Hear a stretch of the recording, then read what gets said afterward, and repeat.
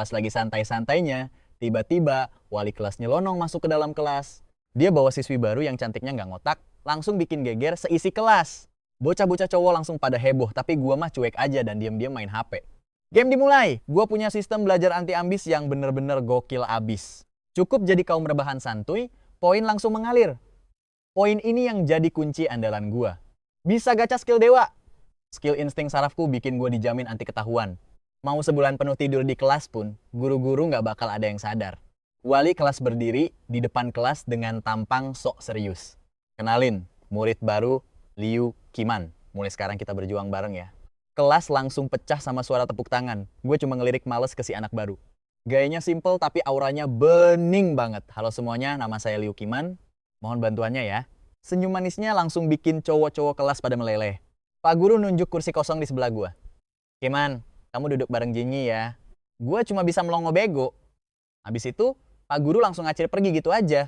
Dia langsung lapor ke Capsek. Gimana Liu Qiman udah aman di kelas? Tanya Capsek. Terus gimana teman sebangkunya?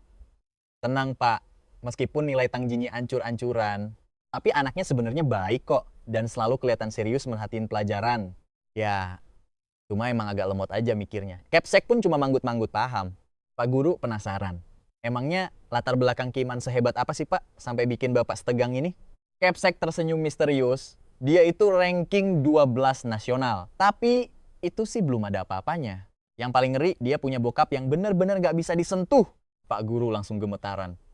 Gila, gue harus cepet-cepet peringatin Tang Jinyi. Jangan sampai dia bikin masalah. Sementara itu di kelas, gue mendadak rajin banget. Biar gak diciduk sama si anak baru ini, gue harus cari tahu rahasia yang dia sembunyiin.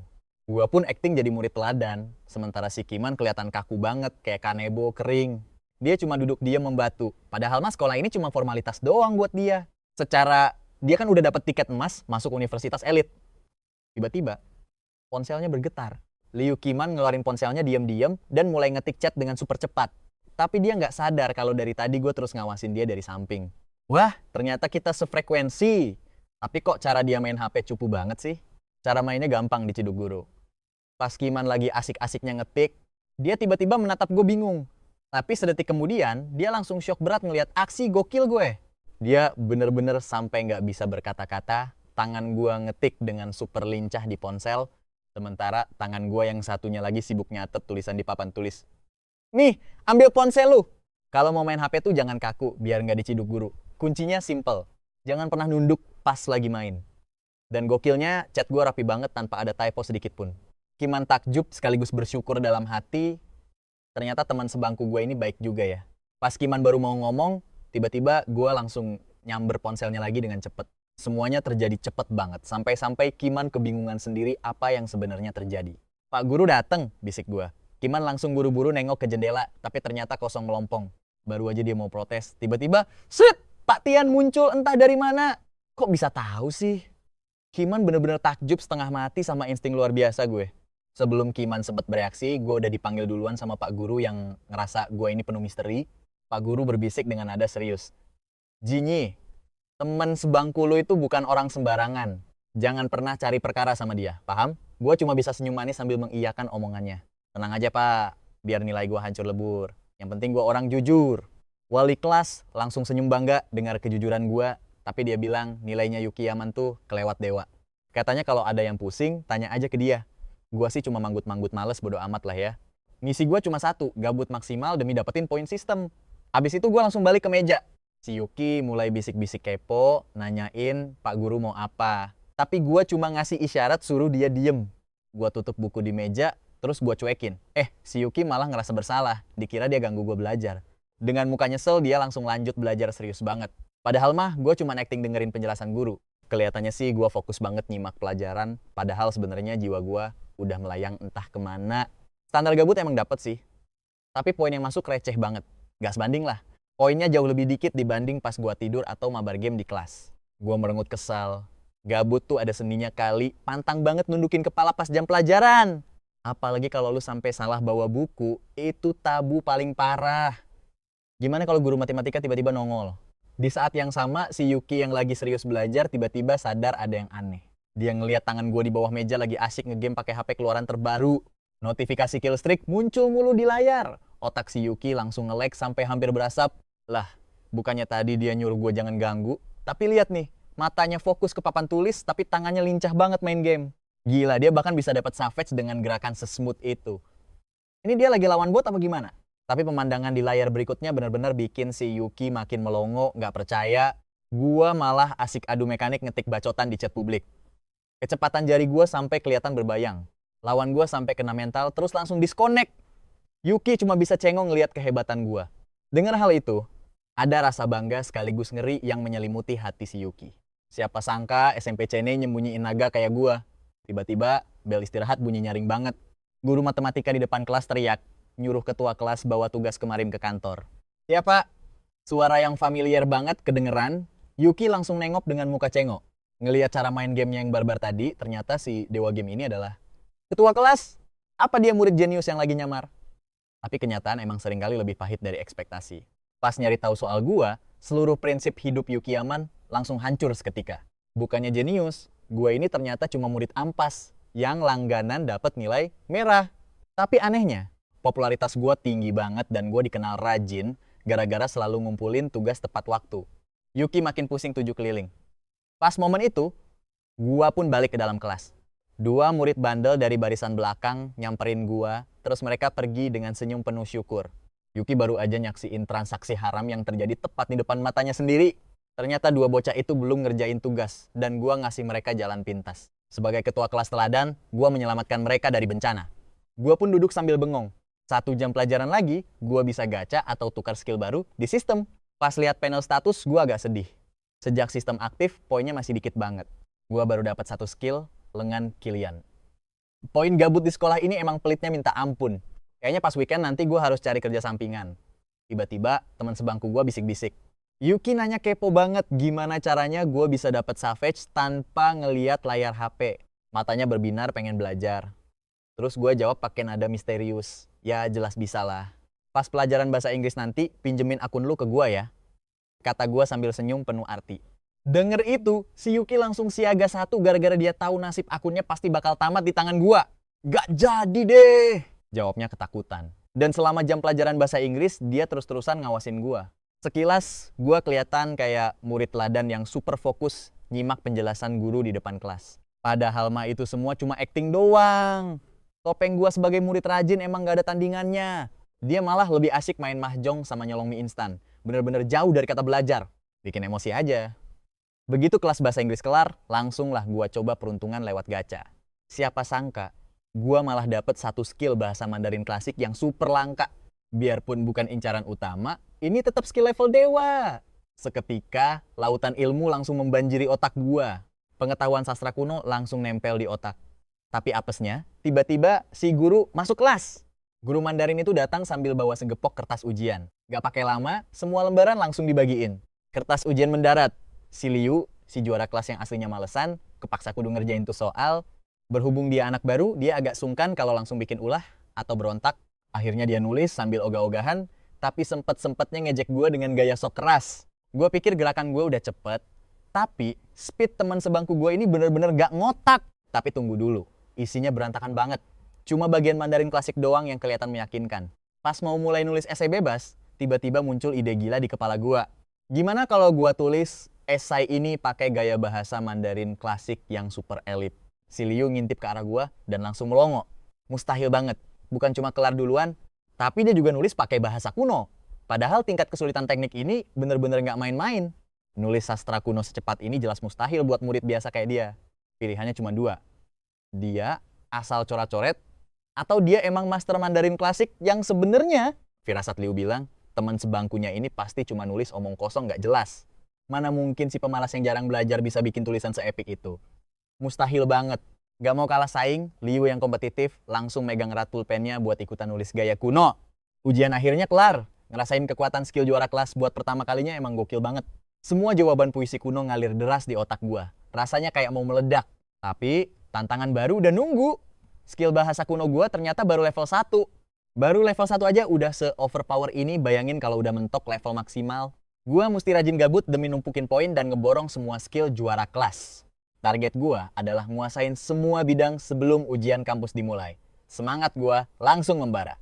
Energi udah full. Tapi pas lihat jam, ternyata jam pelajaran baru jalan setengahnya. Terpaksa gue merem dulu dah. Di sisi lain, Liu akhirnya kelar juga ngerjain esai beratnya itu. Dia langsung ngehela napas lega. Nulis pakai gaya kuno bener-bener bikin otak diperas sampai pegel. Tahu bakal sesusah ini, mending dia nulis biasa aja. Dia pun langsung ngelirik ke arah gue. Seketika dia syok berat. Sialan. Ini bocah tidur. Gimana bisa dia tidur nyenyak sambil duduk? Pas dia lagi ngedumel, gua kebangun dengan kaki yang mulai gemeteran. Aneh! Tangan gua gerak sendiri. Pulpen hitam gua langsung nari-nari liar di atas kertas ujian. Gerakannya cepet banget sampai nggak kelihatan. Liu melotot ngeliat aksi gila gua. Padahal, sedetik lalu masih ngorok kenceng, tapi sekarang malah kelihatan kayak dewa ujian sejati. Tiba-tiba, Liu natap ke depan dengan panik. Bener aja, ada bahaya gede yang lagi ngedeket. Si guru mulai muter keliling kelas. Bagi Liu, kejadian ini bener-bener nggak masuk akal. Dia ngeliat rambut gua berdiri tegak. Apa itu antena gaib buat nerima sinyal bocoran ujian? Gaya konyol khas anime mendadak jadi nyata. Akhirnya, bel tanda ujian kelar pun bunyi. Semua orang langsung lari ke kantin. Tapi gua udah pesen delivery makanan padahal itu dilarang keras. Gampang banget gua nyelundupin makanan ke kelas. Terus gua lihat Liu yang mukanya kelihatan lesu banget. Dia duduk sendirian sambil minum susu dan baca buku. Bener-bener pemandangan yang miris. Dia bingung terus nanya, emang boleh pesen makanan? Jawaban gue simple, asal nggak ketahuan aja. Liu langsung bungkam. Buat dia, gue adalah murid yang paling rajin ngelanggar aturan sekolah. Apa mending dia minta wali kelas buat pindahin posisi duduknya sekarang juga? Belum makan siang lu. Gue melirik Liu di sebelah gue, terus langsung nyodorin ayam goreng itu ke dia. Makan G dikit. Tapi tuh anak malah nolak. Makasih, gue nggak makan makanan kayak begituan. Liu langsung mingkem. Tiba-tiba aja, pandangan dia ke teman sebangkunya ini langsung meroket drastis dari yang tadinya minus banget. Dia mikir, ternyata nih orang baik dan friendly abis. Oke banget dah bisa dapet teman sebangku kayak gini. Detik itu juga, gue langsung ngedorong tuh ayam goreng ke arah dia secepat kilat. Gue langsung nyamber tisu, ngelap mulut, terus ngebuangnya ke tempat sampah di bawah meja. Abis itu gue buka buku bahasa Inggris dan mulai pura-pura baca dengan santai. Lah, emangnya ada apa nih? Si Liu langsung matung total. Dia bener-bener nggak paham sama situasi gila macam apa ini. Liu, ngapain kamu makan makanan delivery di dalam kelas? Tiba-tiba terdengar suara menggelegar. Ternyata wali kelas udah berdiri di depan pintu dengan tatapan penuh kekhawatiran yang mendalam. Liu baru sadar kalau dia udah masuk jebakan. Dia langsung ngertakin gigi saking keselnya sampai rasanya mau hancur. Tadi dia pikir nih orang baik, taunya cuma dijadiin kambing hitam. Dasar munafik tingkat dewa. Lihat aja lu, bakal gua bongkar topeng palsu lu itu. Gumam dia penuh dendam pas guru mulai deket. Guru itu ngedeket dengan cemas. Anak orang penting kok makan ngumpet-ngumpet di kelas. Wah, gawat nih. Kalau sampai terjadi apa-apa, tuh guru pasti bakal kena imbasnya dan mikul tanggung jawab yang berat banget. Pak, sebenarnya makanan ini belum sempet Liu kelar ngomong. Gue langsung motong kalimatnya dengan cepet. Pak, jangan salah paham dulu. Sebenarnya gue yang mesen makanan ini diem-diem. Liu langsung cengok dengan muka nggak percaya. Lah, ngapain nih orang licik mendadak ngaku? Kenapa dia malah pasang badan sekarang? Guru pun ngeliatin gue dengan muka bingung setengah mati. Gue ngejawab dengan muka serius. Jadi gini ceritanya, Pak. Gue lihat si Liu aman, belum makan siang. Pas gue tanya, dia diam aja nggak mau ngasih tahu alasannya. Gue rasa dia ngerasa kesepian dan butuh waktu buat adaptasi di lingkungan baru yang masih asing ini. Makanya gue inisiatif mesenin makanan buat dia. Gimana pun juga, dia nggak boleh sampai kelaparan. Sambil nunduk sok malu, gue ngomong dengan nada penuh penyesalan yang dibuat sedalam mungkin. Pak, gue udah ngecewain Bapak. Sebagai ketua kelas, gue malah ngelanggar aturan sekolah demi teman sendiri. Bahkan, orang jenius sekalipun bakal ngumpat ngeliat acting gue. Si Liu bener-bener dibuat mati kutu. Meskipun dia udah nebak bakal ada plot twist, tapi skenario yang ini bener-bener kelewat gila. Dalam sekejap, si licik ini malah ngerebut puncak moralitas. Bener-bener skakmat yang sempurna. Sementara itu, hati tuh guru malah girang setengah mati pas denger penjelasan penuh drama tadi. Keputusan dia naruh Liu di sebelah murid teladan kayak gue. Emang bener-bener langkah yang jenius abis. Niat kamu buat bantuin teman itu terpuji banget, jadi kali ini bisa dimaafkan. Bapak juga salah. Karena lupa kalau ini hari pertama Liu sekolah. Guru itu pun langsung ngeliatin Liu. Liu, ayo ikut Bapak sekarang. Tuh guru langsung ngajak Liu buat keluar kelas saat itu juga. Bapak antar makan siang sekalian kita bikin kartu kantin. Liu nyoba nolak dengan kaku. Belum sempet dia ngomong, langsung gue potong lagi. Udah pergi aja, masakan kantin kita enak banget tahu. Lebih higienis dan aman juga dibanding makanan luar. Ucap gue meyakinkan tuh guru dengan muka super tulus. Pak, bawa aja dia. Biar sampah sisa makanan ini gue yang beresin nanti. Kamu sendiri udah makan? Tanya tuh guru. Gua ngegeleng pelan dengan tatapan penuh dedikasi. Kantin lagi rame banget, Pak. Gua mau ngafalin kosakata bahasa Inggris dulu mumpung kelas lagi sepi. Bukannya Bapak selalu bilang kalau kita harus manfaatin setiap detik buat belajar? Guru itu pun tersenyum puas. Dia pun langsung nyeret Liu yang udah kaku kayak batu buat pergi ke kantin sekolah. Sekarang juga. Sebelum pergi, Liu ngasih gua tatapan maut. Dia bersumpah dalam hati bakal balas dendam. Dia bakal ngebongkar kedok asli gua di bawah terangnya cahaya keadilan. Tunggu aja tanggal mainnya. Liu, kamu ngerasa nggak sih atmosfer belajar yang kuat banget di kelas kita? Keren kan? Kata tuh guru sambil senyum bangga. Apalagi teman sebangku kamu itu, dia bener-bener panutan. Ya ilah, biarpun nilai si Tangganci amblas ke kerak bumi, tapi semangat belajarnya gokil abis dan hatinya tuh malaikat banget cuy. Pas denger omongan wali kelas, si Liu Qiman langsung berasa disamber petir.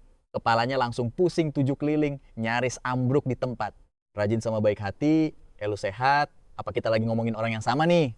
Di gedung administrasi, tepatnya di ruang guru bahasa Mandarin kelas 12, Pak Zen lagi sibuk-sibuknya meriksa lembar ujian.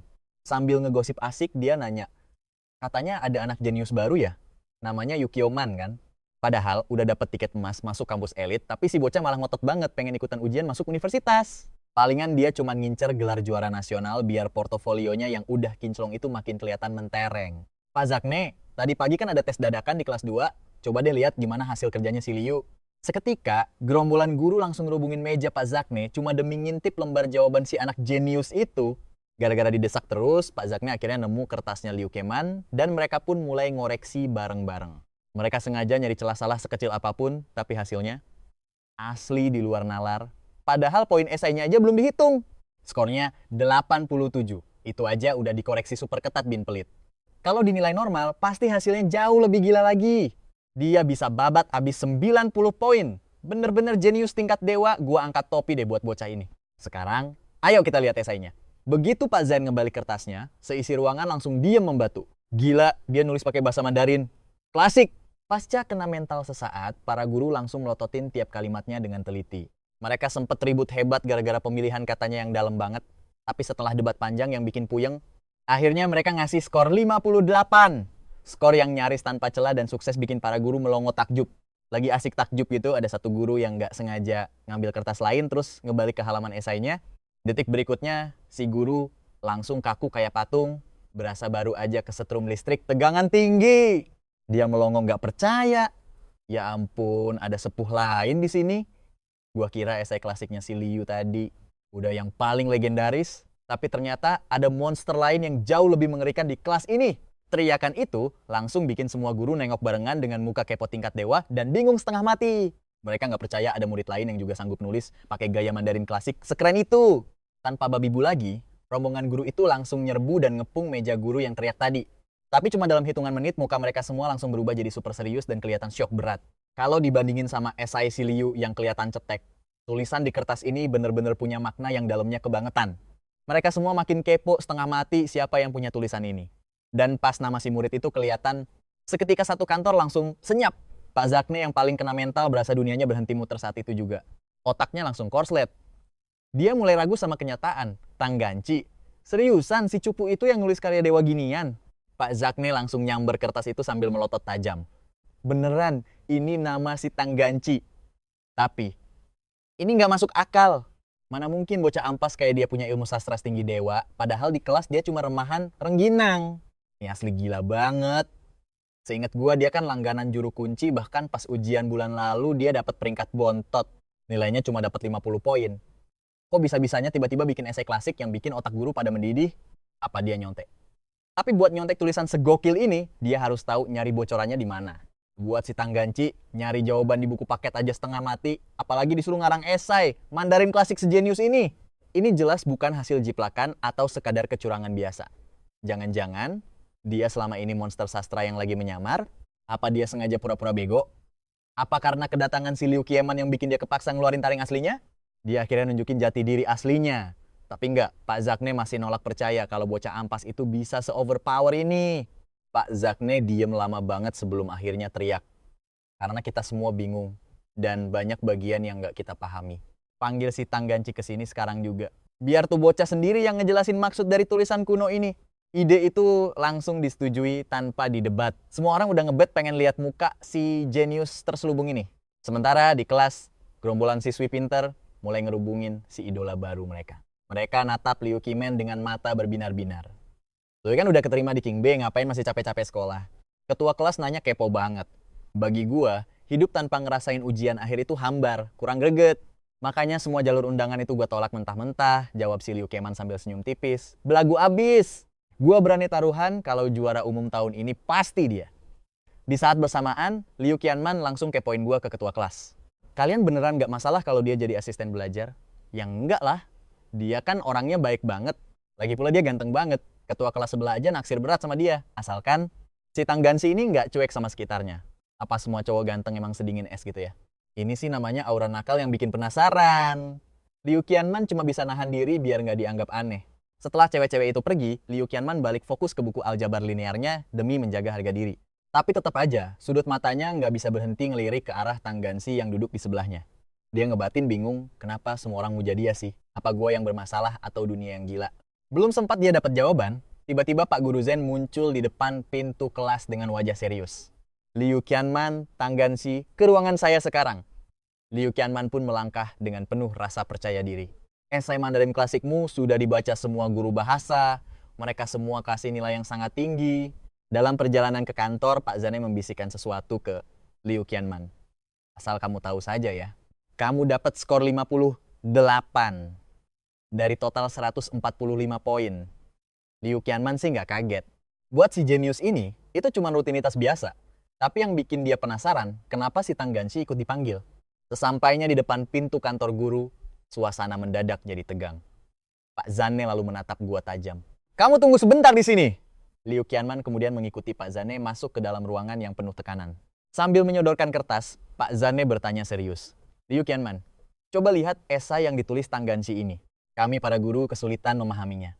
Coba kamu cek, apa kamu mengerti maksud tulisan dewa ini? Seketika, para guru langsung ngerubungin Liu dengan tatapan penuh harapan yang bikin suasana makin mencekam. Baru setengah menit baca lembar esai itu, wajah Liu Qianman langsung berubah drastis karena sangat terkejut. Nggak mungkin, dia beneran nulis ini. Di momen itu, Liu Qianman adalah orang yang paling merasa terpukul. Dia ingat banget pas ujian, si Tanggansi cuma butuh waktu setengah jam buat nyelesain semuanya. Awalnya dia ngira itu cuma coretan sampah. Tapi di detik ini, kenyataan pahit baru saja menampar wajahnya. Bukan cuma kilat, tapi isinya jauh lebih berkelas dari karyanya. Sebuah tamparan keras bagi si juara kelas. Liu Qianman ngerasa murka sekaligus tak berdaya. Kalau dia murid biasa, mungkin Liu nggak bakal sestres ini. Tadi siang dibikin gila sama kelakuan gue, sekarang malah diskakmat soal akademik. Dia beneran sulit terima kenyataan. Para guru di sekitarnya cuma bisa melongo ngelihat ekspresi si murid teladan yang mendadak linglung. Ada rasa gengsi yang tertahan di balik wajah syoknya. Para guru makin yakin kalau esai ini luar biasa. Gimana menurutmu Liu Qianman? Luar biasa kan? Pak Zen nanya demi dapat pengakuan dari si murid emas. Dengan dahi berkerut, Liu menjawab jujur, kalau esai saya dapat 58 poin. Maka esai ini layak dapat nilai 60 sempurna. Dia akhirnya mengakui kekalahannya meski hatinya perih.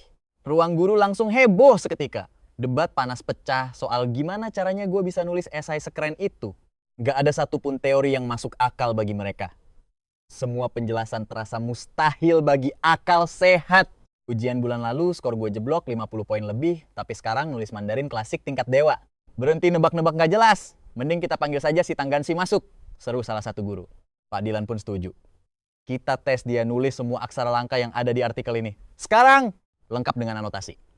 Kalau dia beneran yang nulis, dia pasti hafal setiap detail aksara kuno itu. Detik berikutnya, Pak Zain manggil gua masuk.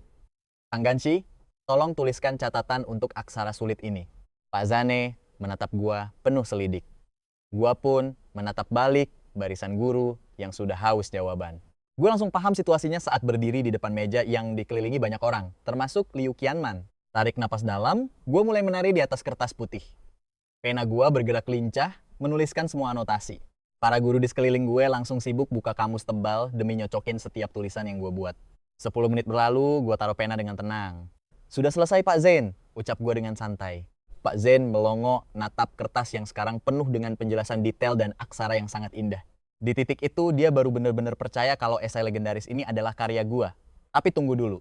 Profesor Zhang melongo syok. Gak nyangka nih bocah ternyata master bahasa Mandarin kuno yang gokil abis. Kenapa bakat monster anak ini baru kamu pamerin sekarang? Profesor Zhang bertanya-tanya penuh curiga. Kalau udah kelar, boleh nggak gua balik ke kelas? Mau ngapalin kosakata bahasa Inggris nih. Gua ngomong santai aja, sementara Profesor Zhang cuma manggut-manggut linglung terus nengok ke Liu Qiaman. Liu Qiaman, kamu juga kembali ke kelas. Astaga, anak ini bener-bener jenius tersembunyi yang luar biasa.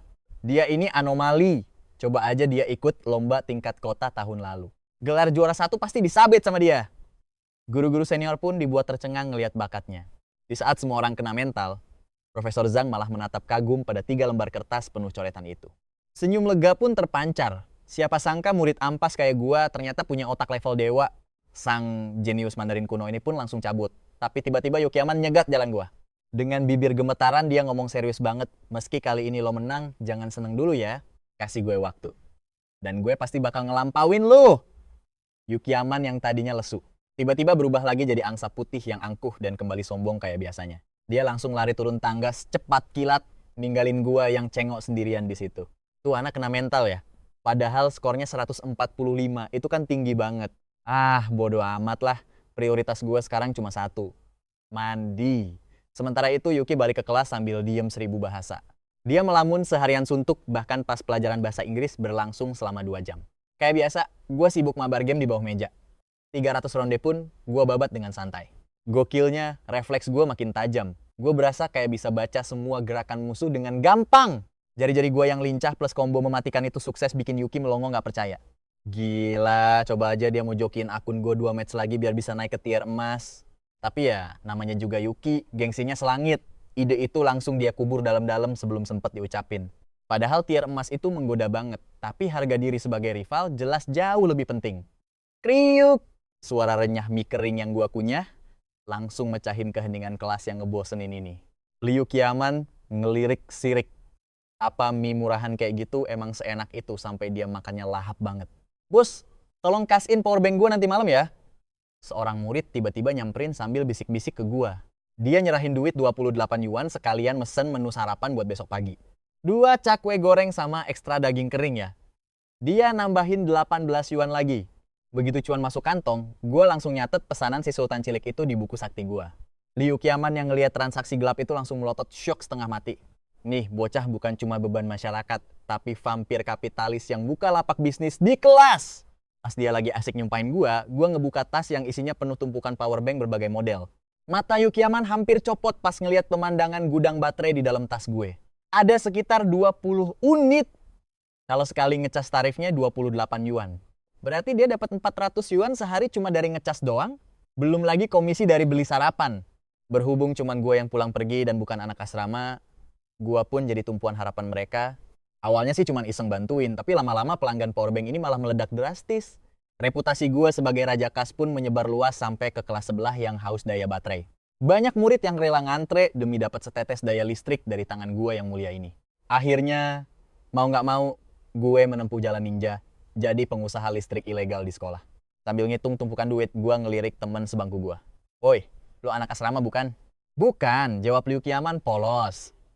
Oke, nih 28 yuan, bantuin gue cas 2 powerbank. Gue berbisik pelan-pelan. Liu Qiaman hampir ngakak ngeliat tingkah licik gue ini. Lo pikir gue budek? Harga cas itu kan 30 yuan. Tapi lo mau korupsi. Jangan harap bisa ngibulin gue. Serunya serius. Ya udah. Tambah 18 lagi, gimana? Gak peduli lu dapat berapa, jawab Liu Qiaman dingin. Gila, ini sih bener-bener kelewatan banget. Cuma jadi perantara tapi minta jatah setengah. Padahal kita berdua kan statusnya cuma murid luar. Tetap aja harus ikut kelas malam. Padahal kelas tambahan buat anak kelas 12 tuh isinya cuma materi atau ujian doang. Kali ini pun sama. Guru kimia di depan ngoceh cepet banget kayak lagi nge-rap di podium. Nah, gue juga sibuk mabar game tembak-tembakan di bawah meja. Liu Qiaman diam-diam ngawasin dari samping. Sekali tembak, langsung headshot. Dia mulai curiga, jangan-jangan nih orang pakai cheat ya. Tiba-tiba, radar si guru kimia nangkep sesuatu yang gak beres di barisan belakang. Dia turun dari podium dengan muka sangar. Liu Qiaman panik dan langsung bisik-bisik ngasih peringatan darurat. Woi, guru dateng! Habis ngomong gitu, Liu Qiaman rasanya pengen nampar mukanya sendiri 2 kali. Padahal pengennya gue ketangkep, malah jadi penolong. Tapi untungnya, bukan gue yang jadi sasarannya. Gue pasang acting lebay sambil bilang makasih. Liu Qiaman cuma buang muka saking malesnya ngeladenin gua. Pak guru udah berdiri di depan murid lain sambil marah-marah. Lu gak sadar nilai lu hancur. Udah gak dengerin pelajaran, malah asik main HP diem-diem di kolong meja lagi. Lu kira mata gua buta? Padahal nilai si Tang Jinci itu jauh lebih parah dari lu. Tapi dia tetap fokus belajar, makanya nggak gue tegur. Lah, lu apa-apaan sikap kayak gini? Dengar itu, gue langsung tegapin badan. Yukiman cuma bisa bengong ngeliatin si bapak guru itu. Dia lirik gue dengan tatapan pusing 7 keliling. Terus si pak guru kimia pun mulai beraksi. HP anak itu disita langsung sebelum dia lanjut ngajar. Gak lama, jam pelajaran pertama pun kelar. Yukiman ngeliat gue nyamperin pak guru ke depan. Kita berdua asik ngobrol serius di atas podium. Sampai ketawa-tawa bareng segala. Yukiman yang lihat dari jauh langsung melongo gak percaya sama pemandangan itu. Matanya mau copot pas lihat pak guru malah ngasih HP sitaan itu ke gue. Gue pun langsung cabut. Murid yang HP-nya disita tadi juga ikutan nyelinap lewat pintu belakang kelas dengan sangat hati-hati. Yukiman penasaran dan langsung ngebuntutin kita. Ayah angkat, di kehidupan mendatang, uji temen sekelas gue. Aku bakal jadi pelayanmu. Dia pegang tangan gue erat banget sambil terharu dapat HP-nya balik. Mukanya penuh rasa syukur yang luar biasa. Gue bilang juga apa? Makanya hati-hati dong kalau mau main. Lagian lu nggak pinter cari muka sih. Gue jawab males-malesan. Ya udah, HP lu udah aman nih. Besok-besok jangan ngarep gue bakal bantu lagi ya. Siap bos, ayah angkat emang yang paling baik deh. Kata cewek itu serius. Terus gue bisik-bisik. Dengar-dengar lu mau laporin gue soal duit itu ya? Kabar gue mungut duit di kelas itu cuman hoax kan? Pas lagi asik nanya, tiba-tiba kedengeran suara. Tang Jinci! Suara itu bikin jantung rasanya mau copot. Gue langsung noleh ke belakang secepat kilat. Ternyata ada Yukiman lagi berdiri di pojokan sambil melototin gue tajam banget. Si Yukiman ini emang, dari awal dia emang udah ngerasa ada yang aneh di balik sandiwara so akrab ini. Nggak nyangka bakal lihat transaksi terselubung. Lu balikin HP dia biar dia nggak ngadu ke guru kan? Yukiman muter bola matanya males. Pantesan semangat amat, ternyata ada udang di balik bakwan toh. Sok asik sama guru kimia cuma demi kepentingan pribadi. Gue cuma angkat bahu santai sambil ngejawab. Gue bantu dia, dia bantu gue. Win-win solution kan? Emang lu pikir gue takut dia lapor? Yukiman mencibir. Ya kali! Kalau wali kelas tahu lu malakin teman sekelas, abis lu bakal diinterogasi. Mau lu sembunyiin kayak gimana pun, yang namanya rahasia pasti bakal bocor. Gue cuma senyum licik. Kawan Yukiman, lu belum paham ya kenapa mereka butuh gua. Yukiman kesel, tapi kayaknya dia mulai nyadar sesuatu. Dia langsung balik ke kelas tanpa ngomong sepatah kata pun. Pas udah duduk tenang di kursinya, dia mulai mikir keras. Kalau dipikir-pikir, wali kelas emang gak bakal ngasih izin buat praktek pungutan liar kayak gini. Tapi murid-murid lain juga gak bakal protes. Dia pinter banget manfaatin celah statusnya sebagai murid luar. Cara mainnya beneran bikin geleng-geleng kepala. Yukiman sampai bingung. Ini orang sebenarnya mau sekolah apa mau korupsi sih? Kayak udah jago banget berbaur di masyarakat. Pas balik ke meja, gue langsung buka panel status. Gue cek poin humor sama skill yang gue punya. Waduh, kalau gue terus-terusan santai kayak begini, butuh setahun lagi buat ngumpulin semua skill dasar si bos sekolah. Waktu gue mepet banget, rasa nggak berdaya ini bikin jantung rasanya mau copot. Cuma dapat 200 poin pas pelajaran bahasa Inggris sama fisika, pelit banget dah. Materi paling susah emang butuh kesabaran ekstra buat ditaklukin. Lupain deh kerja keras sebagai kuda, mending santuy, tapi pasti aja. Ngadepin ujian GAU-KAU, gampang lah, materinya nggak sebanyak itu kok. Jam 8 pagi, gua udah nenteng 20 powerbank titipan anak kelas. Si Yukiman ngebuntutin gua dari belakang biar nggak ada salah paham. Dia emang jaga jarak, tapi diem-diem ngetawain gua yang keberatan bawa tas. Besoknya, si Yukiman kaget lihat teman sebangkunya sibuk bagi-bagi sarapan gratis. Abis bagi-bagi makanan, sekarang giliran powerbank yang dibagiin satu-satu. Si Yukiman cuma bisa melongo. Gabut parah nih bocah. Gue langsung maju ke podium buat mimpin literasi pagi sekelas. Gue tulis kata semangat gede-gede di papan tulis. Gaya banget dah. Kepala si Yukiman langsung pening. Oke semuanya, ayo mulai baca. Gue sok-sokan serius nyuruh yang mau hafalan, ya hafalan aja. Yang mau baca puisi atau nyontek PR, silakan dilanjut. Mau makan diem-diem? Boleh banget, yang penting semuanya sibuk sendiri. Padahal gue sendiri cuma bengong doang tanpa balik halaman buku. Si Yukiman mulai curiga, dia pikir gue lagi ngelamun jorok di podium. Mata gue berbinar natap buku, tapi halamannya gak ganti-ganti. Pasti ada sesuatu yang seru banget nih di balik buku itu. Kesimpulan si Yukiman udah bulat. Ada yang gak beres sama buku itu. Kelar literasi, gue balik ke tempat duduk dengan santuy. Baru aja duduk, buku gue langsung disambar paksa sama si Yukiman. Pas dia buka bukunya, seketika dia langsung mematung. Luarannya sih emang buku pelajaran, tapi dalamnya luar biasa ajaib. Bagian tengahnya dipotong buat naruh HP. Ide jenius sekaligus sesat sih. Layar HP-nya lagi nampilin novel seru. Si Yukiman akhirnya paham. Gokil, berani banget baca novel di depan kelas pas lagi mimpin. Gue ambil balik buku gue, sambil bilang ke dia dengan muka tulus. Seni bermalas-malasan itu butuh mental baja sama teknologi tingkat tinggi, Dek. Mending lu belajar aja yang rajin, nggak usah ngurusin urusan abang. Si Ukiman bergumam kesal. Coba aja otak lu dipakai buat belajar. Pasti nilai lu bakal dewa banget, bukan malah ngerjain hal gak guna. Gue cuma diem 1000 bahasa. Si Ukiman mikir gue kena mental. Dia baru aja mau ngerasa seneng, tapi tiba-tiba gue angkat bicara lagi. Udah deh, nggak usah sok jadi pahlawan. Hargai aja jalan hidup orang lain. Gue lanjut baca novel lagi. Si Ukiman rasanya bener-bener mau meledak. Niatnya baik malah disuruh mingkem. Tapi ya, emang dia bener sih. Sia-sia emang bangunin orang yang pura-pura tidur kayak si pemalas satu ini. Pinter sih, tapi nggak ada niat. Bel pun bunyi, pelajaran pertama langsung dimulai. Si Ukiman langsung buka kitab kunonya. Dendam gara-gara kalah telak kemarin nih. Harga dirinya hancur lebur. Dia bertekad buat rebut posisi nomor 1 lagi. Sambil belajar, dia tetap aja ngawasin gue. Emang udah jadi rutinitas dia banget. Pas waktu itu, gue lagi asik-asiknya nonton video. Tapi sumpah, isinya bener-bener di luar Nurul.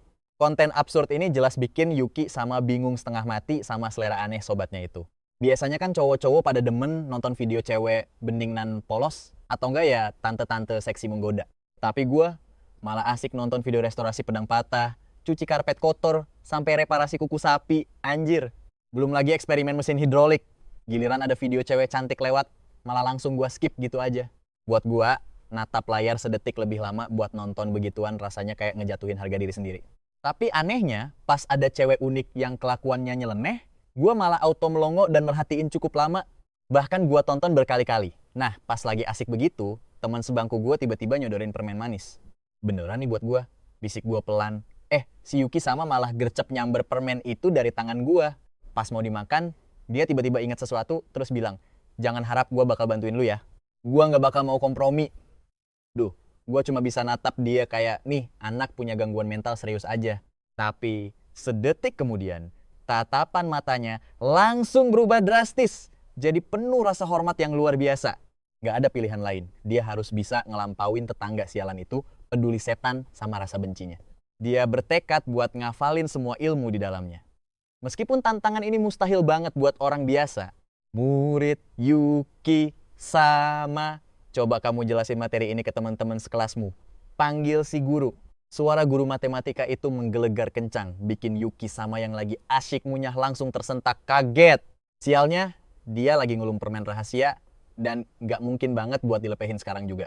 Semua mata langsung tertuju ke dia. Kalau dia berani mangap, rahasia camilannya bakalan langsung kebongkar. Sumpah, ini bener-bener situasi kritis. Seisi kelas bakalan tahu kalau dia ngunyah permen pas pelajaran. Urus aja urusanmu. Batin Yuki sama sambil ngelus perutnya, dengan muka yang udah mau nangis kejer. Ya, itulah resiko kalau nekat ngemil di kelas. Di saat dia lagi menderita dan nyesel setengah mati. Gue malah dengan santainya nyodorin permen min ke dia. Dia langsung natap gue dan permen itu dengan tatapan nanar.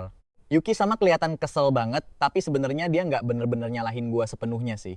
Dia cuma nyesel karena nggak bisa nahan diri, terus akhirnya lanjut belajar lagi dengan super serius. Akhirnya bel istirahat, makan siang bunyi. Yuki sama dan gengnya langsung gercep OTW ke kantin sekolah. Pas gue lagi mesen makanan dari luar sekolah, tiba-tiba ada firasat aneh yang merayap di otak gue. Insting gue langsung teriak-teriak. Ada bahaya gede yang lagi ngincar gue tepat di depan mata. Sekarang! Meskipun area sekitar rame sama murid-murid, hati gue tetap was-was. Pasti ada masalah gede yang lagi terjadi. Gue milih buat ngumpet di sudut koridor. Dan bener aja, gue lihat guru BK datang bawa pasukan guru-guru galak. Mereka langsung ngepung murid-murid yang nekat pesen makanan luar dengan beringas dan gak ada ampun. Untungnya, gue berhasil nyelinap ke kantin dengan santuy buat nikmatin makan siang gue tanpa gangguan. Sambil asyik makan, gue iseng nyari info cara dapat penghargaan Nobel lewat HP pintar gue ini. Semenjak sistem ini aktif, gue yakin banget kalau masa depan gue adalah jadi ilmuwan jenius kelas dunia. Gue milih jalur ini gara-gara nama sistemnya, yaitu sistem pembelajaran tingkat tinggi yang super legendaris.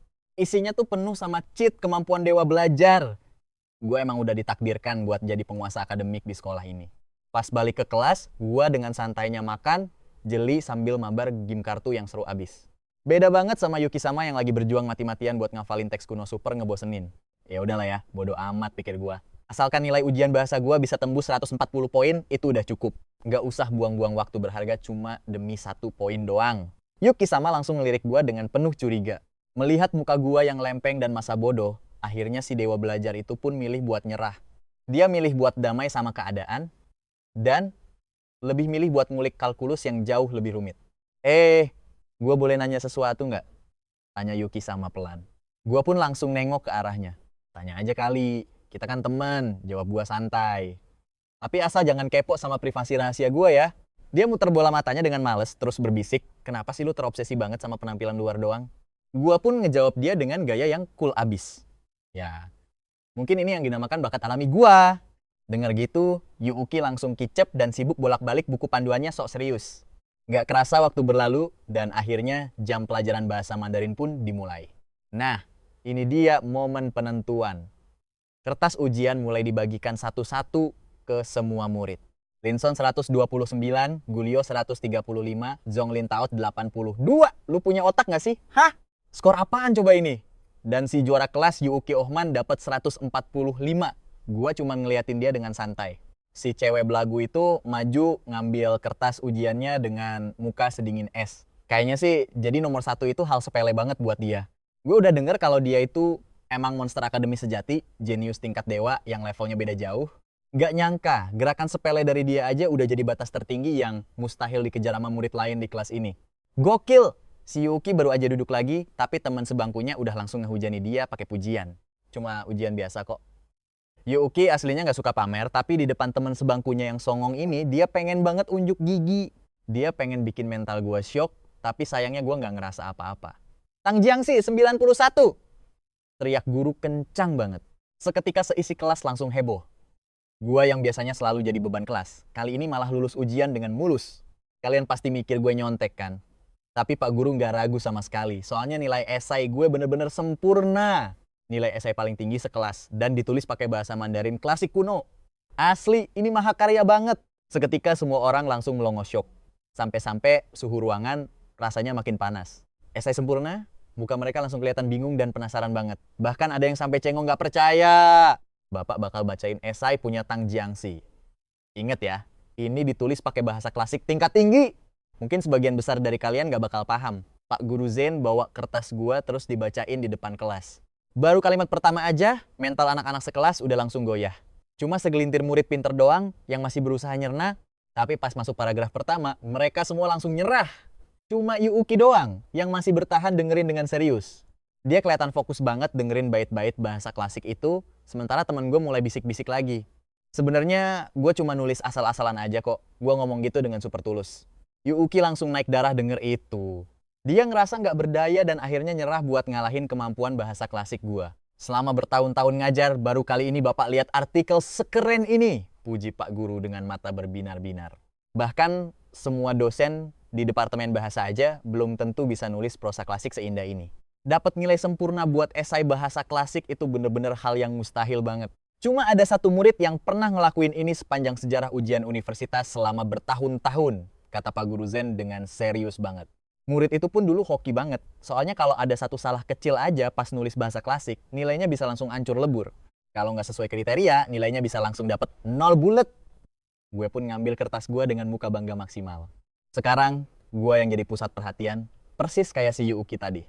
Yuuki ngelirik esainya yang cuma dapet 58, terus ngelihat esai sempurna gue yang terpampang nyata. Mukanya langsung merah padam karena malu, dan harga dirinya kena mental parah. Tapi yang paling penting, gue malah ngeledek dia sambil nawarin cemilan. Mau keripik nggak? Ini rasa original loh, tapi bunyinya agak berisik. Yuuki ngancem gue dengan nada kesal. Diem deh, mending lu sumpelin aja tuh keripik ke mulut lu. Gue pegang keripik itu di telapak tangan, dan tiba-tiba aja, hap, keripik itu hilang tanpa jejak. Mulut gue nggak gerak, tapi tenggorokan gue kayak nelan sesuatu. Yuuki sampai cengok keheranan lihat teknik rahasia itu. Berapa banyak teknik terlarang sih yang dipelajarin orang ini? Dia sampai nyoba niru sambil nyubit pahanya sendiri.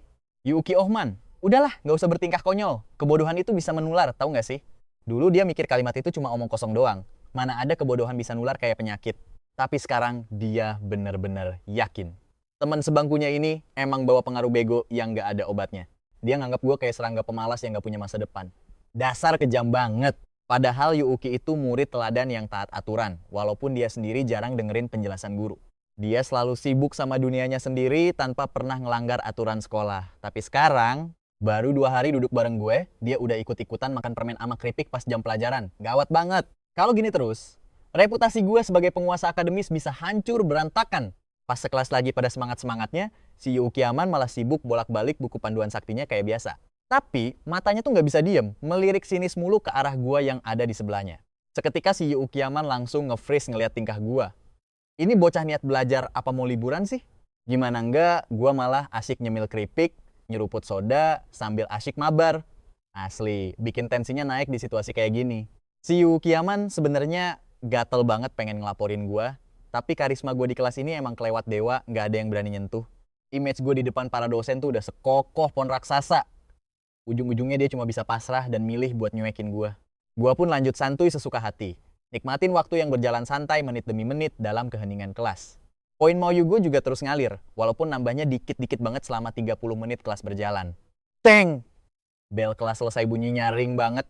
Gue langsung keluar dari zona santai gue dan ngelirik si ambis satu ini. Dia masih aja fokus baca buku di tangannya. Sama sekali nggak peduli sama anak-anak lain yang udah pada bubar. Gue pikir dia cuma cowok kaku biasa, ternyata malah gue yang jadi badut di sini. Yuki, gue boleh nanya satu hal nggak?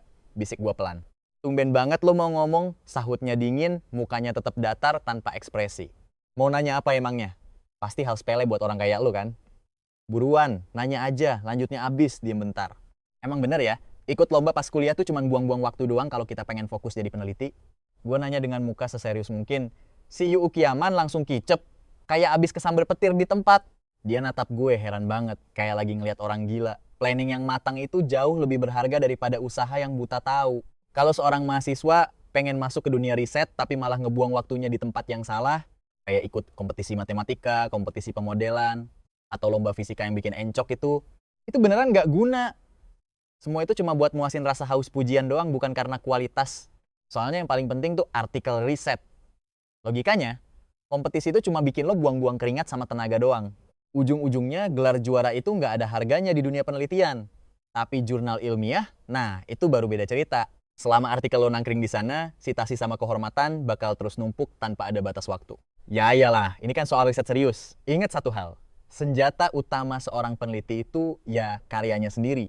Itu fondasi dasarnya. Yukiaman langsung natap gue penuh curiga dan nanya dengan muka bingung.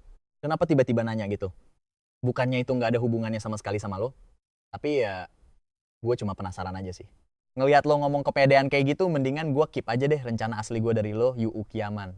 Yukiaman cuma mencibir kesel, terus lanjut bolak-balik halaman bukunya. Elah, kenapa suasananya jadi canggung gini sih? Kenapa tiba-tiba dia jadi belagu banget ya? Tapi bodo amat lah, toh persiapan buat project Mauyu berikutnya udah matang. Hari pun lewat dengan santai. Begitu nyampe rumah, gue langsung gercep menuju singgasana utama gue. Gue login ke akun game, nyalain voice chat, dan gak lupa buat aktifin voice changer rahasia gue. Sorry ya, hari ini gue agak telat. Kebetulan tim kami kedatangan ksatria baru, si prajurit bintang 5 yang gahar abis. Karakter cowok emang ngebosenin banget, makanya karakter Bokama jauh lebih menarik dan seger buat dilihat di layar. Sebenarnya sih gue males menyamar atau pakai voice changer segala, tapi keadaan emang maksa gue buat kayak gini. Semenjak gue tahu kalau jadi beban di game bisa dapat poin Mauyu, gue mulai nekat ngelakuin aksi gila. Gue sering sengaja sking notik pas lagi raid, tapi risikonya fatal abis. Kalau ketahuan, poin gue bisa langsung hangus seketika. Bisa biasa malah di-kick dari tim. Makanya gue milih buat mainin karakter Chris cewek yang paling dipuja-puja. Biar nggak pada curiga, gue pakai suara cewek imut. Dan bener aja, semua cowok di tim langsung pada heboh kegirangan. Mereka semua manggil gue kakak cantik sambil nge-give ramuan sama makanan langka secara cuma-cuma. Gelar perlengkapan raid. Ini ada tank baru kita yang tebel banget badannya. Mulai sekarang dia bakal ikut tanding. Ketua tim ngenalin si ksatria baru itu. Tapi ngelihat level gue yang segini, jelas bukan bagian gue buat ngurusin dia. Biar healer lain aja yang sibuk nge-backup dia, gue bales santai aja sambil lanjut main sesuka hati.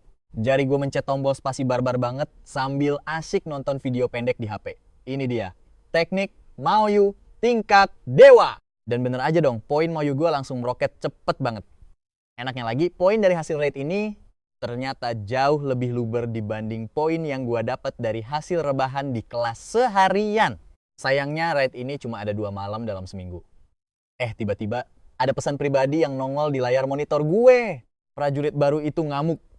Woi, berhenti pakai skill aneh, mana healnya? Teriaknya emosi. Gue coba pakai skill tambahan tapi sia-sia. Ketua tim malah ngatain gue pencuri. Lihat Lindsay si Priest Elf itu. Skillnya emang ampas, tapi nggak usah lo urusin. Fokus aja gebuk monster dengan benar. Soal heal biar gue yang atur nanti. Gila, baru hari pertama join, prajurit itu udah berani laporin gue ke atasan. Tampang-tampangnya sih nggak bakal betah lama nih orang di tim kita, lihat saja. 2 jam ngerush, sampailah kita di bos terakhir. Padahal tadi masih asik bercanda. Tapi bos ini susah banget. Semua mulai tegang, cuma gue yang pelangga-pelongo parah. Udah berkali-kali lawan bos ini, tapi sumpah, gue tetap nggak paham mekanik skillnya. Tiap bos keluarin skill, gue pasti mokat duluan. Habis itu baru deh mereka beraksi. Lalu mereka revive gue lagi. Belum semenit, char gue udah jadi mayat lagi. Tapi mereka malah muji. Lindsay hebat. Heal, lu tembus 1 juta. Semangat ya sis. Nggak ada yang marah gue mati terus. Mereka malah kasih semangat luar biasa banget. Pas mau logout, tiba-tiba ada pesan pribadi masuk. Dari siapa nih kira-kira? Lo yang bunuh gue kan? Mau balas dendam? Gue cuma ketawa santai balas pesannya. Habis itu gue tidur nyenyak. Besoknya gue berangkat sekolah dengan semangat membara. Bawa powerbank penuh dan sarapan buat dibagi-bagi ke teman sekelas biar makin akrab. Pas asik bagi-bagi gue lihat Yukiyaman datang. Tapi mukanya kok kusut banget ya. Dia kelihatan capek banget. Kenapa lo? Kayak nyawa belum kumpul gitu? Tanya gue heran. Dia jawab ketus. Gue ketemu player gila pas main game semalam. Sialan banget emang. Gara-gara orang itu dia nggak bisa tidur. Gue malah ketawa ngeledek nasib tragisnya itu. Ayo ceritain penderitaan lo biar gue seneng. Dia malah melotot tajam ke arah gue. Nggak usah ngeledek, mood gue lagi hancur. Galak bener nih cewek pagi-pagi begini. Pas duduk, dia tiba-tiba nanya, lo main World of Warcraft juga? Gue langsung kaget. Gue jawab iya. Dia cerita semalam dibantai orang gila pas lagi asik di dungeon. Terus cara mainnya dikritik orang. Wah, kok rasanya mirip banget sama kejadian semalam. Gue pun nyeletuk. Semalam gue juga baru abis bunuh orang loh di game. Gue cerita soal prajurit baru yang mokat gara-gara gue pas lawan bos terakhir itu. Seketika muka Liu berubah drastis. Matanya melotot tajam penuh rasa tidak percaya. Dia nanya intens. Lo main di region mana? Server apa? Jawab yang bener lo. Gue jawab. Horde, Priest Blood Elf, nicknya Lindsay. Dan seketika itu juga, boom. Muka Liu merah padam. Bibirnya gemeteran nahan amarah. Dadanya naik turun penuh emosi. Dia teriak kencang. Jadi itu Elu. Wah, aura membunuhnya langsung meledak keluar. Pas tahu gue itu si Lindsay, dia kayak mau hancurin giginya sendiri saking keselnya. Ternyata dialah prajurit baru yang gue kerjain di raid semalam. Kebetulan yang buruk, udah mati di momen krusial, dituduh cupu pula. Ngenes banget nasib teman sekelas gue. Dunia sesempit ini, bisa-bisanya ketemu musuh bebuyutan di dalam dunia game online. Tapi gaya mainnya yang emosian itu emang mirip banget sama sifat aslinya di sekolah. Tapi tunggu dulu. Sepertinya ada yang sangat janggal di ingatan gue. Sekarang, seinget dia, si Priest Lindsay itu, suaranya cewek imut banget pas lagi open mic. Kok bisa ternyata itu gue? Dia yakin 100% nggak mungkin salah denger suara. Gue bingung lihat dia melotot gitu. Kenapa? Kok kayak mau makan orang aja loh. Liu berusaha sekuat tenaga nahan emosinya, sambil ngangguk-ngangguk nggak jelas gitu. Takdir emang lucu ya. Gue masih belum sadar kalau nyawa gue lagi terancam sekarang. Gue malah nawarin, nanti main bareng yuk. Gue gendong deh, spek gue paling dewa. Lu belum jawab pertanyaan gue Yukian. Lu beneran Link Eryunes? Tadi gue denger sendiri suaranya. Padahal dia itu karakter cewek. Dengan muka super serius, gue jawab kalau gue emang Link Eryunes yang asli. Terus kok suara gue bisa jadi cewek? Ya jelas lah, gue kan pakai alat pengubah suara super canggih buat nyamar. Bingung kan lu? Saking keselnya, entu bocah rasanya pengen banget mendaratin 2 bogem mentah tepat di muka gue. Yukian langsung ngepalin tangannya kuat-kuat pas denger pengakuan gue. Terus dia nanya apa nama akun nama kelas karakter gue. Waktu itu Yukian bener-bener nyoba nahan emosinya mati-matian biar nggak kelepasan terus ngehajar gue di tempat. Tapi mau sekeras apapun dia nyoba, emosi yang udah ngebakar dadanya bener-bener nggak bisa ditahan lagi. Malah makin meledak-ledak. Dia narik napas dalam-dalam, terus ngejawab sambil ngatupin giginya rapat-rapat. Gue ini Xiao Sekangi. Pas tahu Yukian ternyata prajurit semalam, kepala gue langsung mendadak kesemutan. Pantesan aja dia kayak pengen makan gue hidup-hidup. Dasar mesum lu, tega-teganya nyamar jadi hode penipu di game. Muka Yukian langsung gelap pas ngebentak marah. Lu tuh hode penipu. Lagian, kerjaan lu cuma numpang lewat doang. Lu cuma santai-santai sama AFK pas lagi dungeon. Bahkan tega nyolong kill gua di akhir. Dendam semalam masih berasa banget nih. Tunggu aja pembalasan gua. Kalau lu berani ngomporin ketua guild buat nendang gua tantang lu duel maut. Gua cuma bisa nyengir kecut. Padahal jujur aja, tadinya gue emang ada niatan buat nendang Yukian keluar dari guild kita. Tapi abis diancem kayak gitu, niat itu langsung gua buang jauh-jauh. Gua pun ngomong hati-hati banget biar dia tenang. Gua nggak bakal nendang lu kok. Malahan gua bakal nyuruh ketua guild buat ngasih lu item dewa. Tapi dia malah nolak mentah-mentah. Gua bakal pakai kekuatan gua sendiri buat dapet item bagus. Yukian ngelirik sinis ke arah gua sambil masang muka super kesel. Asli, bikin gila banget. Udah jadi rekan sekantor, lah sekarang malah mesti jadi teman satu tim di dunia game. Kayaknya takdir nganggap hidup gua terlalu tenang, makanya mereka ngirim monyet satu ini buat nyiksa gua tiap hari. Gua bisa gila gara-gara kelakuan lu. Tapi ngapain sih lu mesti nyamar jadi Hode? Tanya Yukian heran banget. Jawabannya gampang bro, soalnya kalau kita jadi cewek, kita nggak bakal ditendang meskipun cuma numpang lewat di dalam dungeon. Gue nggak nutup-nutupin niat busuk gue dan langsung jawab jujur. Dia pun ngejek gue sebagai si jenius kecil. Meskipun Yukian udah nebak alasannya, tetap aja dia ngerasa antara pengen marah sama pengen ketawa pas denger langsung. Terus dia nanya soal bos terakhir semalam. Lu bahkan nggak tahu kan skill apa aja yang dipunyain tuh bos. Ya kurang lebih kayak gitulah. Intinya mah gue cuma perlu rebahan santuy sampai urusan bos itu kelar. Yukian langsung nepok jidatnya sendiri dengan muka super frustrasi, nggak tahu lagi mesti ngomong apa. Pakai item terkuat se-server cuma buat ngelakuin hal konyol yang bahkan bocah pemula pun ogah ngelakuinnya. Cuma teman sekantor gua, si Wulong, yang bisa sesat kayak begini. Emang lu nggak takut rahasia lu gue bocorin sekarang? Gua senyum tipis terus ngejawab santai. Emangnya menurut lu mereka bakal lebih percaya ke gua? Atau mereka bakal lebih percaya sama lu? Yukian langsung mingkem gak bisa ngomong apa-apa. Oh iya, ntar malam mabar yuk. Ntar gua cariin 3 sepuh hebat di guild, terus kita tinggal santai aja di belakang. Gimana? Tertarik nggak? Gua bakal bikin lu bangkrut ntar.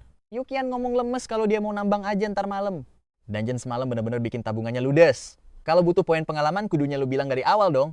Di tas inventaris gua ada 200.000 poin pengalaman. Ntar malam gua bagi 20.000 poin deh buat lu. Denger teman sekantornya punya poin pengalaman sebanyak itu, Yukian langsung cenggo dan hampir nggak percaya. Dia natap gua heran banget. Kok bisa lu punya sebanyak itu? Apa lu beli poin pengalaman itu? Beli poin pengalaman? Memangnya gua butuh? Bahkan gue nggak perlu keluar duit sepeser pun buat beli kartu bulanan. Sambil nyengir lebar gue bilang, semua orang pada ngasih gue hadiah, bahkan mereka sendiri yang beliin kartu bulanan buat gue. Dengar semua itu, Yukian makin syok berat. Dia pun mulai nanya-nanya dalam hati dengan penuh keraguan. Ternyata jadi Hode itu menjanjikan banget. Apa minggu depan gue kudu nyoba jadi Hode juga ya?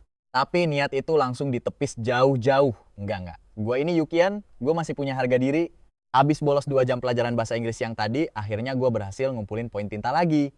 5.000 poin terkumpul.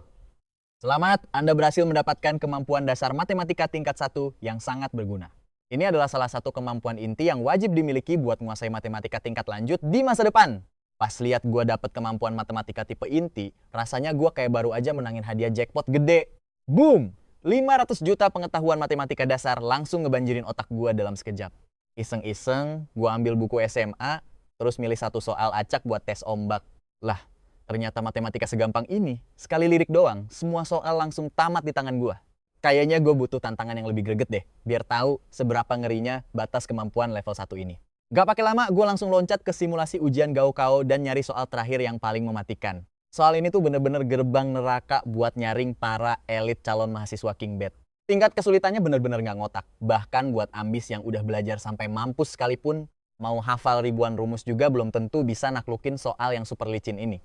Peluang buat ngejawab dengan sempurna tuh cuma 0,999% doang. Dulu sih, baru ngeliat soal ginian aja udah bikin gue pengen pingsan di tempat. Paling banter cuma bisa nulis 1 baris. Tapi sekarang, mata gue langsung tajam nyari celah buat dapet jawabannya. Sambil meretelin soal-soal tahun lalu, gue mulai bisa ngeliat pola yang tersembunyi di dalamnya.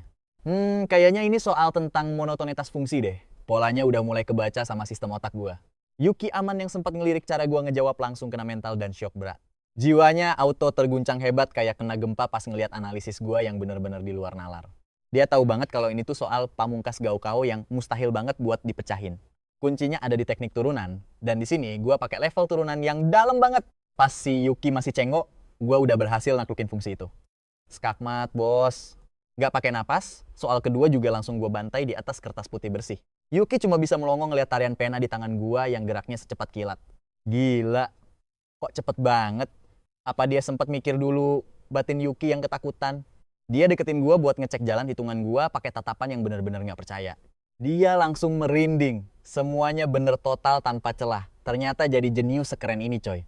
Buat pertama kalinya, gue ngerasain gimana rasanya jadi karakter utama matematika yang legendaris. Tapi jangan keburu sombong dulu, matematika tuh luas banget dan kekuatan gua sekarang baru langkah awal doang. Level gua baru setingkat mahasiswa baru, belum cukup OP buat nantang ujian pasca sarjana. Kalau soalnya dibikin lebih susah lagi, gua bisa mati kutu. Oke, urusan matematika beres sekarang. Sekarang saatnya beralih ke fisika. Gua langsung buka sistem buat nyari skill dasar yang keren. Waduh, harga skill fisika tingkat lanjut ternyata mahal banget. Sampai 30.000 poin. Kayaknya bulan depan gua kudu habis-habisan nabung poin sistem demi dapat kekuatan baru nih. Tiba-tiba Yuki ngebisik pelan, Jianci, lu tahu gak cara nyelesain soal aneh ini? Dia nyodorin kertas yang isinya soal misterius. Gua langsung natap dia dengan muka yang agak kesal. Woi, lu kan jenius. Ngapain malah nanya ke gua? Gak usah bercanda deh. Udah cepetan lihat aja, lu bisa apa kagak? Paksa Yuki dengan muka yang memerah padam. Dia natap gua dengan bener-bener gugup pas gua mulai meretelin soal tulisan tangannya itu. Pas ngelihat dahi gua mengernyit, dia malah kesenengan. Pasti lu nggak tahu kan? Rasain tuh batinnya. Hal ini emang jebakan khusus buat lu. Pas dia lagi ngerasa menang, gua langsung nengok ke dia pelan-pelan. Soal segampang ini masa lu nggak bisa? Yuki langsung pengen muntah darah seketika. Lu pikir pembuat soal kayak gua nggak tahu jawabannya? Ejek gua sambil senyum tipis. Gak usah banyak gaya deh. Kelihatannya emang simple. Tapi ini tuh soal tingkat kesulitan dewa. Taruhan deh, di seluruh negeri ini nggak bakal lebih dari 10 orang yang bisa nyelesain. Masa sih? Perasaan receh banget deh, ucap gua santai. Yuki yang udah kepancing emosi, langsung nantang gua. Gua punya 2 cara buat nyelesainnya. Kalau lu bisa nemu 1 cara aja, gua bakal ngaku kalah. Dan gua bakal jadi pengawal setia lu di dungeon selamanya. Wah, tawaran yang menarik juga nih. Gua langsung ambil pena dengan mantap dan mulai ngebantai soal pertama. Pertunjukan dimulai. Sebenarnya ini cuma soal bonus yang gampang banget, tapi ternyata ada jebakan maut di dalamnya. Yukiaman sengaja masang jebakan buat ngecoh gua, tapi sorry aja trik receh kayak gini mah gampang banget gua baca. Gua langsung sadar sama trik busuknya pas si Yukiaman ngeliatin gua dengan santai, nungguin reaksi gua nyelesain soal pertama. Dia nggak bisa nahan senyum liciknya sambil membatin. Cuma segini doang kemampuan lu. Tapi gerakan gua berikutnya langsung bikin si Yukiaman cengo. Hah? Dia sadar? Gak mungkin. Ini pasti ada yang salah. Nyatanya gue sukses ngebongkar jebakan mautnya. Begitu soal pertama kelar, gue langsung gerak cepet banget. Gue rombak total seluruh struktur soalnya. Si kampret itu syok setengah mati pas ngelihat gue langsung lompat ke tahap akhir. Yukiaman langsung kena mental dan mulai mempertanyakan eksistensinya. Padahal, dia butuh waktu 10 menit penuh cuma buat mikirin masalah ini. Baru juga dia selesai nyusun jebakan seribet itu, tiba-tiba teman sebangkunya yang santuy ini mulai beraksi di luar nalar.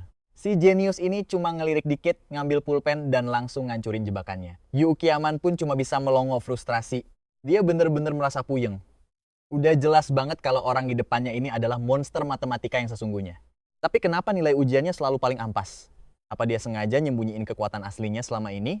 Kalau emang gak mau kelihatan jenius, lah terus kenapa sekarang dia malah pamer skill di depan gua? Apa karena ada gua ya, makanya dia ngerasa terancam? Yukiaman terus ngedrama sama pikirannya sendiri di pojokan. Begitu coretan terakhir kelar, gua langsung nengok ke arahnya. Beres, kata gua singkat, padat, dan jelas. Sampai ketemu jam 9 malam nanti, sahut Yukiaman dengan ketus. Lu harus bayar gua 30.000 koin emas buat mabar. Gua cuma ngangguk santai. Sebenarnya, gua tahu cara lain buat nyelesain soal tadi, bisik gua pelan. Bisa pakai perbandingan ketidaksamaan lokal. Atau bahkan, pakai metode ketiga yang jauh lebih cepat buat nyelesain masalah itu. Tinggal tulis rumus timbal baliknya biar dapat hasil yang konstan, ya meskipun butuh transformasi aljabar yang agak ribet sih. Tapi kayaknya nggak usah lah ya sekarang. Seketika, harga diri Yukiaman langsung hancur lebur berkeping-keping dengar penjelasan itu. Dia bener-bener merasa malu banget. Siapa sangka, ternyata dialah badut asli dari skenario yang dia bikin sendiri. Padahal Yukiaman sebenarnya juga tahu metode ketiga itu, tapi dia pikir teman sebangkunya ini nggak bakal sanggup buat mahaminnya. Untungnya dia nggak jadi pamer, tapi sial bagi dia. Malah gue duluan yang ngebongkar semua metode rumit itu. Dia yang bikin soal, tapi gue yang megang kendali dan nunjukin dominasi mutlak di depannya. Yukiaman ngelirik gue diem-diem, cuma buat ngeliat teman sebangkunya ini balik lagi ke mode santuy kayak biasanya. Gue asik ngemil sambil main game diem-diem. Dulu dia emang mandang rendah gue yang kelewat males ini. Sekarang rasa bencinya makin dalam. Biarpun gue jenius, di matanya gue tetap aja sampah masyarakat yang nggak bakal ketolong. Kalau dia jago matematika, harusnya fisikanya juga dewa dong. Batinnya sambil berusaha buat tetap sok tenang. Tapi ya sudahlah, hubungan kita berdua emang cuma sebatas teman sebangku sekaligus teman mabar di dunia game doang. Gak bakal ada hubungan yang lebih dari itu. Kelas mandiri pun kembali berjalan normal kayak biasanya. Guru matematika sibuk ngejelasin di depan, sementara murid-murid yang lain nyimak dengan muka serius dan tegang. Kecuali dua orang yang asik sama dunia mereka sendiri. Yukiaman terus bolak-balik buku pelajarannya dengan sangat ambisius. Dia tenggelam dalam lautan ilmu, sedangkan gue asik mabar di sebelahnya dengan perasaan super santai. Bantai-bantai musuh emang paling nikmat. Tiba-tiba Yukiaman ngelirik ke arah gue dengan tatapan heran setengah mati. Dia bener-bener bingung. Gue dewa banget di game Honor of Kings, tapi kenapa di World of Warcraft malah noob banget? Gue emang cuma males-malesan di sana. Kok bisa ada perbedaan skill yang sejauh itu dalam satu orang? Sebenarnya gue bisa aja main serius, tapi sensasi ngebantai para bocah pemula tuh jauh lebih memuaskan buat jiwa kompetitif gue. Gara-gara pengen menang terus, gue rela ngabaikan poin-poin kecil demi ngejar kemenangan mutlak itu. Di Warcraft, meskipun performa gue di dungeon biasa aja, tapi di medan perang gue adalah sosok dewa kematian.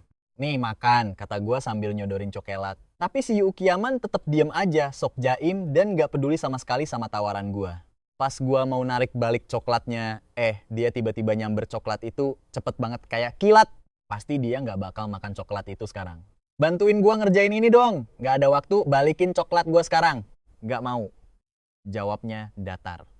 Barang yang udah dikasih, gak boleh diminta balik. Dia ngelihat muka kesel gue dengan perasaan puas banget. Yukiaman ngerasa menang telak seolah dendam kesumatnya udah terbalaskan. Tapi kesenangannya itu nggak bertahan lama sama sekali. Dia tiba-tiba sadar akan suatu hal. Sejak kapan standar kebahagiaannya jadi seampas ini cuma gara-gara sebatang koklat doang? Si Yukiaman cuma bisa gigit bibir sambil membatin. Nih, bocah beneran malakin gua koin emas. 2. Di game, dia udah nungguin gua di depan bank. Tanpa babi bu, gua langsung meluncur ke TKP 25. Gua lihat sesosok prajurit Toren udah nangkring di sana. Tanpa ragu, langsung aja gue transfer 30.000 emas. 25. Padahal itu setara 300 tunai. Tapi bodo amat lah. Yuk panggil anak-anak guild buat serbu dungeon. 25. Akhirnya gue satu tim juga sama si Yukiaman. Emang pesona gue gak ada obatnya cuy. 25. 3 tukang pukul kelas kakap langsung join. Kami berlima pun langsung gerak gagah buat ngegempur dungeon kecil itu. 25. Karena level dungeonnya rendah, mereka mainnya asal-asalan banget. Najis dah. Geli gue lihat cara main nih cowok. 25. Padahal aslinya dia tuh cowok tulen yang nyamar jadi cewek. Di balik layar, si Yukiaman lagi sibuk ngontrol karakternya di komputer. 25. Sambil baca chat dari teman sekelasnya di layar, tiba-tiba aja firasat dia mendadak gak enak. 25. Apalagi pas dipanggil kakak baik. Anjir, rasanya dia pengen muntahin makan malamnya detik itu juga. 25. Darah gue, dia ngapain sih? Bukannya nge-heal, gue malah dibikin hampir mati, sialan. 2, 5, si Yukiaman cuma bisa dongkol campur pasrah. Padahal, dia baru aja gabung ke Guild of ini. 2, 5, ya meskipun udah nebak bakalan suram, tapi pas ngalamin langsung tetap aja bikin dada sesek. 2, 5. Nahan emosi yang udah diubun-ubun, si Yukiaman cuma bisa cengok ngeliatin monitor. 2, 5, dia ngedumel abis-abisan sepanjang game. Agak bener nih, kalau begini terus bisa gila gue. 2, 5. Bisa-bisa gue jantungan dan masuk rumah sakit kalau main bareng dia lagi. Yukiaman pun megang dadanya yang kerasa nyesek. 2, 5. Pas dia lagi ngamuk sendirian, gue langsung ngechat dia lewat PM. Woi, mau kartu top up like kagak? 25. Sini gue isiin saldo ke akun lu. Begitu si Yukiaman ngasih ID-nya, suasana mendadak hening seketika. 2, 5. Pas pesan kekirim, dia langsung buru-buru logout. Nah, sekarang saatnya gue ngecek hasil panen poin malam ini. 25. Gue pun ngebuka panel sistem status gue. Mari kita lihat dapat berapa banyak poin gue semalaman. 2, 5. Gokil. Jumlahnya jauh lebih melimpah dibanding poin yang gue dapat seharian full di sekolah. 2, 5. Kalau lancar jaya begini, lulus ujian mah gampang banget. Nasib ampas gue bakal segera berakhir nih. 2, 5. Besok paginya di kelas, si Yukiaman langsung nyamperin gue. Woi, cepetan bantuin gue ngerjain soal matematika ini. 2, 5. Habis gue jelasin panjang lebar, akhirnya dia mudeng juga. Terus, dengan suara bisik-bisik dia nanya. 2, 5. Ngomong-ngomong soal si Tanji. Apa denger-denger nilai matematikanya selalu jeblok ya dari dulu? 2, 5. Dari kelas 1 aja, nilainya kagak pernah tembus angka 30. Dia ngegosip dengan muka serius banget. 2, 5. Habis ngomong gitu, dia malah natap gue penuh selidik. Emang kenapa sih? Ada yang aneh sama tuh bocah. 2, 5. Cuma nanya doang kok, jawab gua santai. Si Yukiaman akhirnya balik ke bangkunya sambil ngelirik sinis ke arah Tanji. 2, 5. Sementara si Tanji malah asik ngunyah bakpao tanpa beban dosa. Gak lama kemudian, Bel pelajaran matematika pun bunyi. 25. Pak guru masuk ke kelas sambil bawa tumpukan kertas ujian yang tebelnya nggak ngotak. Suasana mendadak horor. 25. Ujian dadakan pun dimulai. Gila, soalnya setara ujian masuk universitas bahkan jauh lebih susah. 25. Bapak harap kalian ngerjainnya serius. Pak guru negasin kalau ini ujian serentak buat satu sekolah. 25. Keluarin semua kemampuan kalian. Tapi, tiba-tiba ada satu pengumuman yang bikin sekelas syok. 25. Liu Qi aman, kamu nggak usah ikut ujian. Sini, bantuin bapak ngawas teman-temanmu di depan. 25. Hal ini jelas bikin si Liu Qi aman kesel setengah mati. Padahal kan dia pengen pamer poin ke si Tanji. 25.